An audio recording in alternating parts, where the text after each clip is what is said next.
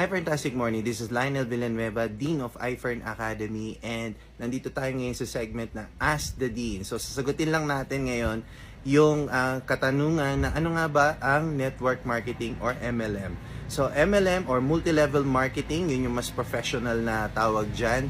Yan po yung professional tawag sa network marketing or networking dito sa Pilipinas. No? And this network marketing industry, ito yung pinaka-misunderstood na industry dito sa Pilipinas kasi maraming tao magsasabi that this MLM or networking is a scam, pyramid, and many more, no? Pero in reality, napakaganda po talaga ng industry of network marketing compared with traditional na mga business. First things first, no? Network marketing is word of mouth advertising. So, anong ibig sabihin no? Chika-chika lang, cheke-cheke, and then kwentuhan, then kwenta-kwenta na.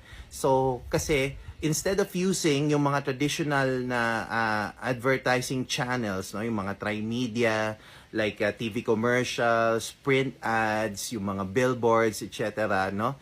And yung kumukuha ng mga commercial models, artista, no? So, syempre malaki yung budget ng isang company para sa mga advertising, no? Sa pagmamarket ng mga yan, no? Yung mga talent fees pa lang ng mga sikat, malaki na yan, milyunan na agad yung budget dyan. So in network marketing, we don't do that. We use the distributors, no? Sila mismo yung mga nagma-market at nag-advertise sa mga products. So if meron kumatok sa doorstep mo or meron nag-chat sa'yo, nag-aalok ng produkto, ganyan. So these people, sila mismo yung nagpapakalat, nag-spread ng awareness about the products. And ang maganda sa network marketing, since the budget na nakalaan doon sa tri-media, doon sa traditional na mga ads channel, no, o ads methods na alam na natin.